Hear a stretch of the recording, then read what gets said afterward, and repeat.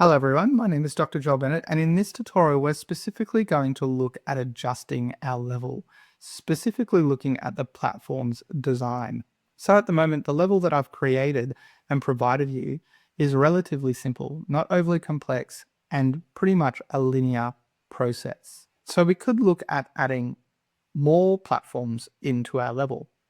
And that's pretty easy actually. All we have to do is just drag a platform in from our objects and we have a new platform in our scene. That's it. But I did want to point out that there are some elements that we could look at changing to further improve this design. So number one, we know that this platform 2 is actually a moving platform. And the way that it moves is if we double click on this platform, it has a behavior here. And that behavior is basically just saying that it's going to move 200 pixels across the screen and it's going to move at a speed of about 3. So if we increase this, it's going to slow it down. If we decrease, it's going to speed it up. So that is how this moving platform works. It has a behavior on it. What we can do is delineate these platforms so we know which ones are moving and which ones aren't. So we could duplicate this by right-clicking on it, duplicate, and platform 2, I'm going to rename to the moving platform. So if I rename this, by right-clicking and going rename, I can go moving platform 1. Then this new platform that I've created, I can double-click on it, and I can just remove this rectangular movement behavior from our element, go apply, and rename this to platform 2 again. So now that I've got that, maybe I could move another platform into here, a moving platform. And I could even drop in some coins here, like so. But then we counter another issue. We are hitting the top of the level. This is essentially the boundary. The camera will not move past this. So if I actually preview this level now, I come through and pick up my fact here, kill this enemy, jump onto this platform.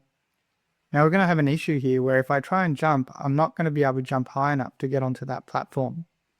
It might be an opportunity where I can just cut the edge, but really it's not in the best position. So here we've adjusted the level design, but we've actually made it so we can't get to that location. So it becomes a problem. With that in mind, we have to close this down.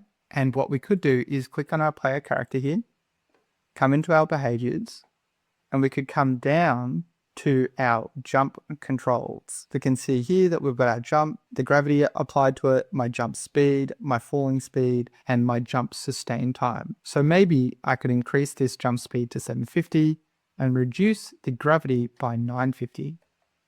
This is going to change the player behavior and the jump amount. So if I come back in here and preview this and press play, you can see I'm jumping much higher now. So this changes how far apart we can have our platforms and how high I can jump. So now if I get to this point, I should be able to jump up onto this level. Now again, we have this issue where I'm jumping off the screen because the camera knows not to move past that boundary. So this becomes an issue. We can also see here that I'm relatively close to this platform. So maybe I should move this platform back just a little bit more so I'm not hovering right over it. So again, it's just about playing with these mechanics, adjusting your level a little bit so you had something to work with. Now, to stop the camera from hitting this top boundary, what we have to do is just move this boundary up. Pretty straightforward, pretty easy. Then we just want to put our bounding boxes on here so the camera doesn't go past this as well. Just maintain a closed box. So this provides an opportunity for you to go higher in your level. And if you want to make the level longer, you can simply just grab these elements here and drag them out like so. So all pretty easy. Let's move these coins into a better position. And maybe let's move this fact down here up to the top. Maybe right here. So now if I come in, you can see I can get up to this level now. So all relatively easy changes. A lot of drag and dropping, a lot of with just playing with the settings and adjusting things. But the key thing is, as you build out this level, it's extremely important that you thoroughly test the design that you're making. So play around with the level, but then make sure it works. Make sure it's possible to actually complete it. And that's essentially how you can make a more complex level, just dragging and dropping new assets in. The other thing that you can do to improve your level is introducing new game mechanics. Now, this is a completely optional element of the assessment, and it's more of a challenge for those people that want to dive a little bit deeper into GDevelop. Now, I'm not going to take you through how to create new mechanics because there's plenty of tutorials out there that will show you the process. But some examples could be that you introduce vertical moving platforms, that you change the direction of platforms, that you have circular moving platforms. It might be that you bring in new attack mechanics. So instead of jumping on enemies, you fire at enemies or you throw things at enemies. And a good example of that is if we look at the examples I have in the guidelines, we've got Ty the Tasmanian Tiger. And a big element of that game is Ty throwing his boomerang. So it makes sense that if you're making a Ty the Tasmanian Tiger homage, that you would try and build a mechanic around throwing a boomerang rather than jumping on enemies. Another example, moving out in the guidelines, is essentially the game is built around moving furniture.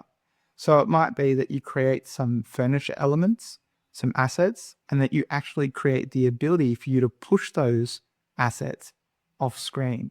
So all of these are just ideas of mechanics that you could integrate. And as I mentioned, there are plenty of tutorials out there that show you how to build these game mechanics. The main thing to remember is it's not about just creating the assets. You'll actually have to come in here and build out the logic. If you do build out the logic, it's really important that you don't play too much with the pre-existing logic because it essentially will break the game. Now, the last thing I wanted to mention before I go was bugs or troubleshooting. Now, as you start to build out your level and you add in new platforming opportunities or you're adding in new game mechanics, there is the potential that you will create bugs or that you run into problems that you can't solve. It is my recommendation that you do troubleshoot these problems first. You try and figure out what's going on and solve the problem by doing a little bit of research, doing a little bit of Googling, see if anyone's encountering that issue as well. A lot of times you'll find the solution quite easily, but there are circumstances where you won't find the solution or you don't even know what to look for when you encounter a bug. And in that circumstance, you can send your bugs to me for review and I will try and figure it out for you. And I just want to point out that bugs will not affect your grades. If you encounter a bug, especially if you're exploring new mechanics and you can't figure it out before the deadline, it's not going to affect your grades. What I'd rather you do is have a little bit of fun, do a little bit of exploration, and know that there's a safety net there for you, rather than avoid diving a little bit deeper into this engine. And I will create a short tutorial video exploring common bugs that come up from students. And I've already got one put together from other assessments that have used GDevelop. But naturally, I'll continue to build out that video with new bugs as they come out. Anyway, that's it from me for this tutorial. The last tutorial that we'll look at will be on publishing your game.